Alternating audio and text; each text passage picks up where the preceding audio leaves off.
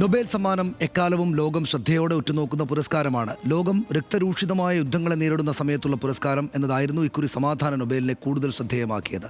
ഗാസയിലെ കുഞ്ഞുങ്ങളുടെ കണ്ണീരിന് മുകളിൽ നിന്ന് അമേരിക്കൻ പ്രസിഡന്റ് ഡൊണാൾഡ് ട്രംപ് സമാധാന നൊബേലിനായി അവകാശവാദം ഉന്നയിച്ചു. ലോകം ആകാംക്ഷയോടെ കാതോർത്തു. ഇസ്രയേലിന്റെ അടുത്ത സുഹൃത്തായ ട്രംപിനാകുമോ നൊബേൽ? ഇന്നിതാ നൊബേൽ പുരസ്കാരം പ്രഖ്യാപിച്ചിരിക്കുന്നു. വെനസ്വേലൻ പ്രതിപക്ഷ നേതാവ് മരിയ കൊറീന മച്ചാഡോയ്ക്കാണ് പുരസ്കാരം. ആരാണ് മരിയ മച്ചാഡോ? ഈ യുദ്ധകാലത്ത് അവരെ സമാധാന നൊബേലിന് അർഹയാക്കിയ മാനദണ്ഡം എന്താകും? ആദ്യം പരിശോധിക്കാം ഡേറ്റ്സ് റാപ്പ്.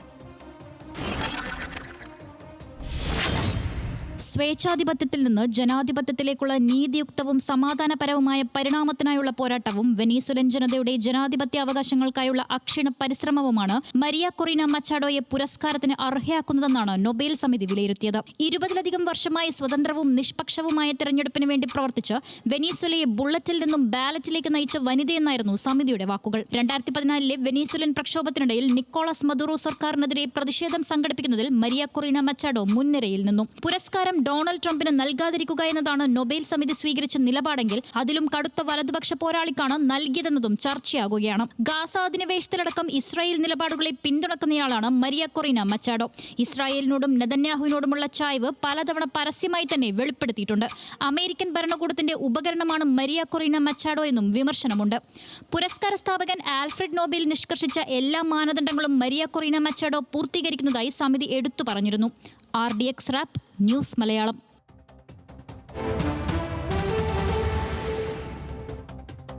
വിശദാംശങ്ങൾ പരിശോധിക്കാം. ആരാണ് മരിയ കൊറീന മച്ചാഡോ? വെനസ്വേലൻ ജനാധിപത്യ അനുകൂല പ്രസ്ഥാനത്തിലെ ഒരു കേന്ദ്ര ബിന്ദുവായി അറിയപ്പെടുന്നയാളാണ് മരിയ കൊറീന. വെനസ്വേലൻ പ്രതിപക്ഷ നേതാവും ദേശീയ അസംബ്ലി അംഗവുമാണ് അവർ. വെൻഡെ വെനസ്വേല രാഷ്ട്രീയ പാർട്ടിയുടെ ദേശീയ കോർഡിനേറ്ററാണ് മരിയ കൊറീന മച്ചാഡോ. 2002-ലാണ് രാഷ്ട്രീയ പ്രവേശനം. 2012-ൽ പ്രസിഡന്റ് തെരഞ്ഞെടുപ്പിൽ മത്സരിക്കുകയും പരാജയപ്പെടുകയും ചെയ്തു. 2014-ൽ നിക്കോളാസ് മഡൂറോ സർക്കാരിനെതിരായ പ്രക്ഷോഭത്തിന്റെ മുൻനിര പോരാളിയായിട്ട് അവർ ഉയർന്നു വന്നു.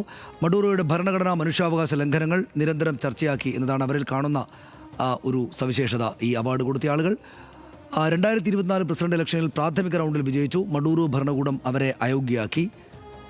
ജനാധിപത്യവാദമുയർത്തുന്ന സോയ് വെനസ്വേല കൂട്ടായ്മ സ്ഥാപിക്കാനുള്ള ഇടപെടലിലൂടെയാണ് വീണ്ടും അവർ ശ്രദ്ധേയമായത്. 2018-ൽ BBC തെരഞ്ഞെടുത്ത ലോകത്തെ 100 ശക്തരായ വനിതകളിൽ ഒരാൾ എന്നത് മരിയ കൊറീനയെ സവിശേഷയാക്കുന്നു. ടൈം മാഗസിൻ്റെ ലോകത്തെ സ്വാധീനിച്ച 100 വനിതകളുടെ ലിസ്റ്റിലും അവർ ഇടം പിടിച്ചിട്ടുണ്ട്. വിമർശനം ഇതാണ്: ഇസ്രയേലിനോടും നെതന്യാഹുവിനോടും മരിയ കൊറീന മച്ചാഡോയ്ക്കുള്ള അടുപ്പമാണ് ഈ ഘട്ടത്തിൽ വലിയ ചർച്ചയാകുന്നത്. ഗാസയിൽ ഇസ്രയേൽ സ്വീകരിച്ച മനുഷ്യത്വ വിരുദ്ധ നിലപാടുകളെ അവർ അനുകൂലിച്ചു എന്ന് വിമർശകർ ചൂണ്ടിക്കാട്ടുന്നു. വെനസ്വേലയിലെ ഭരണമാറ്റത്തിന് സഹായം ആവശ്യപ്പെട്ട് നെതന്യാഹുവിന് കത്തയക്കുകയും ചെയ്തിട്ടുണ്ട് അവർ. ഇസ്രയേൽ ഫണ്ടിങ്ങിലൂടെയാണ് മരിയയുടെ പാർട്ടിയുടെ പ്രവർത്തനം എന്ന വിമർശനം പൊതുവെ രാജ്യത്തിനകത്തും പുറത്തുമുണ്ട്. വിജയിച്ചാൽ ഇസ്രയേലിലെ വെനസ്വേലൻ എംബസി ജെറുസലേമിൽ സ്ഥാപിക്കുമെന്ന് പ്രഖ്യാപിച്ചതിലൂടെ ആ നിലക്കുള്ള ശ്രദ്ധയും നേടി. വെനസ്വേലൻ എണ്ണയടക്കമുള്ളവ സ്വകാര്യവൽക്കരിക്കണം എന്ന നിലപാട്, കടുത്ത വലതുപക്ഷ നിലപാട് അവിടെ പരിശോധിക്കുകയാണെങ്കിൽ അങ്ങനെ സ്വീകരിച്ച ആളാണ്. 7 യുദ്ധങ്ങൾ പരിഹരിച്ചതിനാൽ സമാധാന നൊബേൽ നൽകണമെന്ന് പലതവണ ട്രംപ് ആവശ്യപ്പെട്ടെങ്കിലും അദ്ദേഹത്തിന് കിട്ടിയിട്ടില്ല.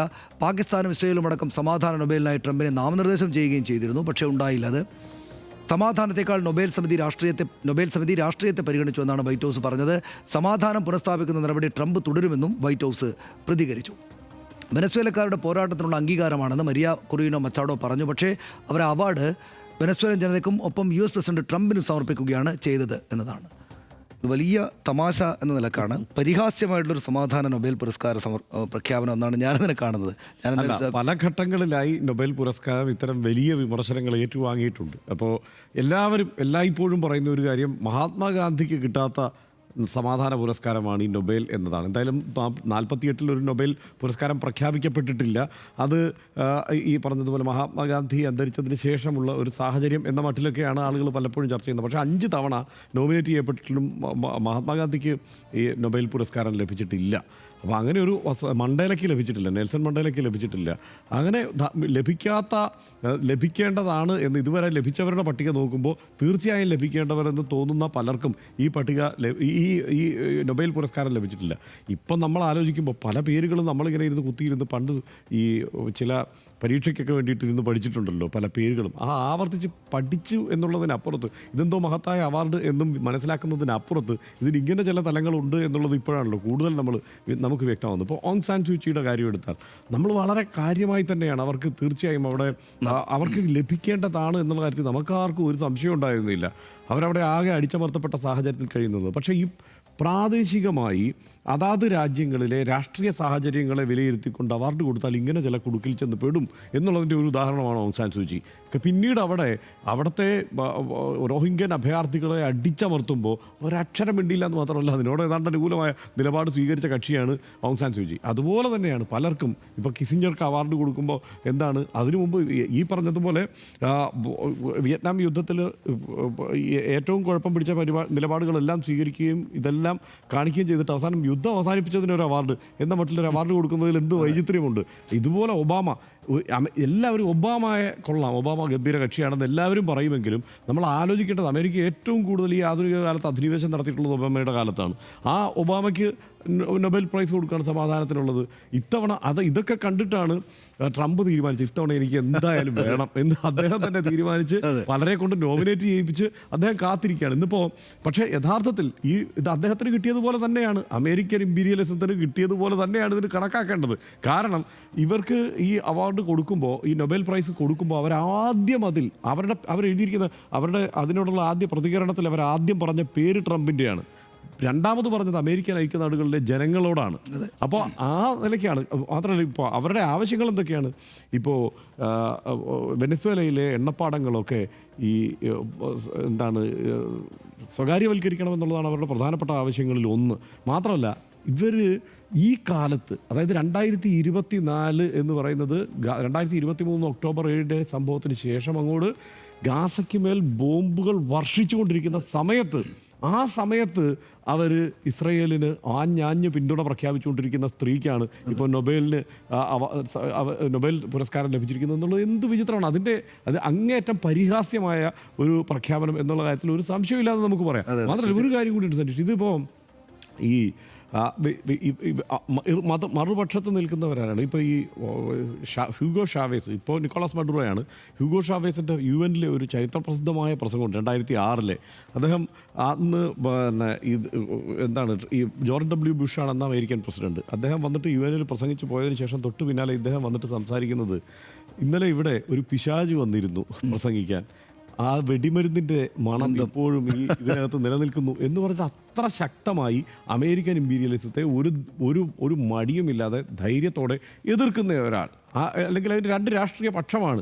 അപ്പോൾ ആ രാഷ്ട്രീയ പക്ഷത്ത് നിന്ന് എതിർക്കുന്ന ആൾ അതിൻ്റെ ഒരു അടുത്ത തലമുറയിലേക്ക്, അതായത് ആ നടപടിക്രമങ്ങളോടാണ് ഇവർക്ക് വിയോജിപ്പ്, ആ രാഷ്ട്രീയത്തോടാണ് വിയോജിപ്പ്, ആ ഇടതുപക്ഷ രാഷ്ട്രീയത്തോടാണ് സ്പെസിഫിക്കായി പറഞ്ഞാൽ വിയോജിപ്പ്.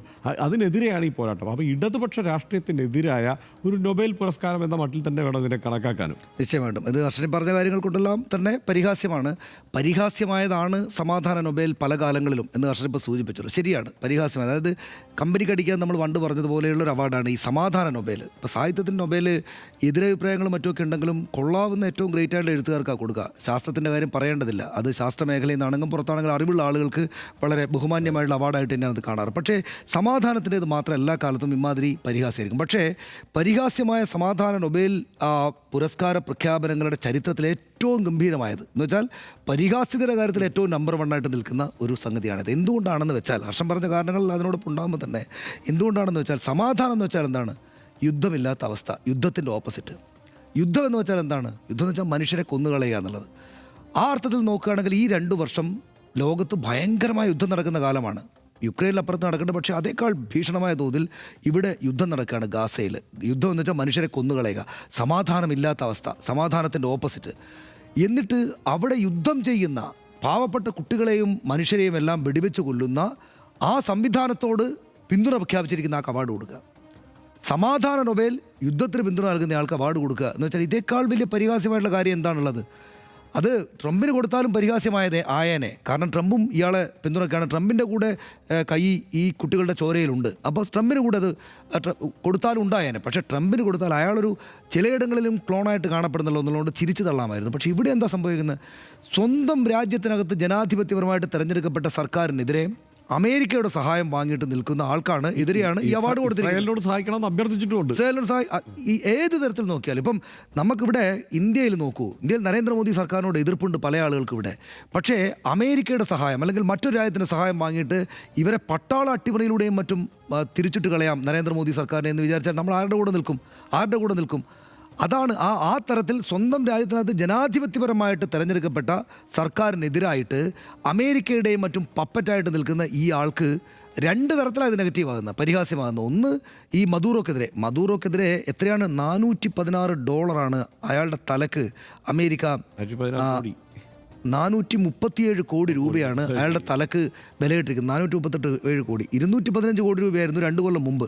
ഇവർ കിട്ടാണ്ടായപ്പോൾ അത് $25 മില്യൺ എന്നുള്ളത് $50 മില്യൺ ആക്കി. എന്ന് വെച്ചാൽ ഈ 437 കോടിയിലധികം രൂപ മഡൂറോയെ പിടിക്കാൻ വേണ്ടിയിട്ട് ചെലവിടുന്നതാണ് അമേരിക്ക. അതിനകത്ത് നിസ്സാരമായ തുകയാണ്. ഈ സമാധാനത്തിനുള്ള പുരസ്കാരത്തിന് എത്ര തുക? 10 കോടി 24 ലക്ഷം രൂപയുള്ളൂ. അപ്പോൾ അതിൻ്റെ എത്രയോ ചെറിയ, അപ്പോൾ ഈ മദൂറോയുടെ തലക്ക് വിലയിട്ടിരിക്കുന്നതിൻ്റെ തുകയെടുത്തിൽ ഒരു കഷ്ണം എടുത്തിട്ട് ഈ അവാർഡിന് കൊടുത്തിരിക്കുന്നു എന്ന് മാത്രം കണ്ടാൽ മതി. ഇത് വലതുപക്ഷം എന്ന് നമ്മൾ വിചാരിക്കുന്ന ആളുകൾ, പറയുന്ന ആളുകൾക്ക് പോലും പരിഹാസ്യമായിട്ടുള്ള ഒരു അവാർഡാണ് ഈ സമ്മാനിച്ചിരിക്കുന്നത്. കാര്യത്തിൽ യാതൊരു സംശയം. അതിനകത്ത് എനിക്ക് കൗതുകരമായി തോന്നിയത് ഇടതുപക്ഷം പുറപ്പെടുവിക്കേണ്ട ഒരു പ്രസ്താവനയാണോ വൈറ്റ് ഹൗസിൽ നിന്ന് വന്നത് എന്ന് പോലും തോന്നിപ്പോകും. കാരണം രാഷ്ട്രീയത്തിനാണ് നിങ്ങൾ കൊടുത്തത്, സമാധാനത്തിൽ.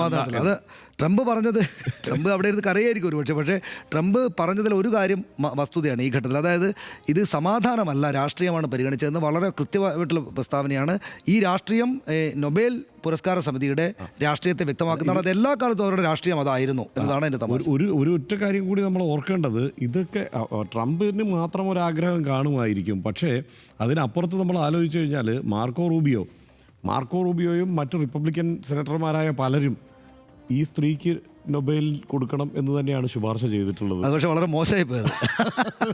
ട്രംപ് അപ്പുറത്ത് നിന്നിട്ട് ഈ സമാധാന നൊബേലിന് വേണ്ടി ഇത്രമാത്രം കരയുമ്പോൾ മാർക്കോ റൂബിയോ അപ്പുറത്തൂടെ പോയിട്ട് ഈ മരിയക്ക് കൊടുക്കണം എന്ന് ഒപ്പിട്ട് കൊടുത്തു എന്നുള്ളത് വളരെ പരിഹാസ്യവും തമാശയായിട്ട് എനിക്ക് തോന്നി. എന്തായാലും തന്നേക്കാൾ വലിയ വലതുപക്ഷ രാഷ്ട്രീയ നേതാവിനാണ് സമാധാന നൊബേൽ ലഭിച്ചത് എന്നതിൽ ട്രംപിന് സന്തോഷിക്കാം. മാത്രമല്ല അവർ പുരസ്കാരം സമർപ്പിച്ചിരിക്കുന്നത് ട്രംപിനും കൂടിയാണ്.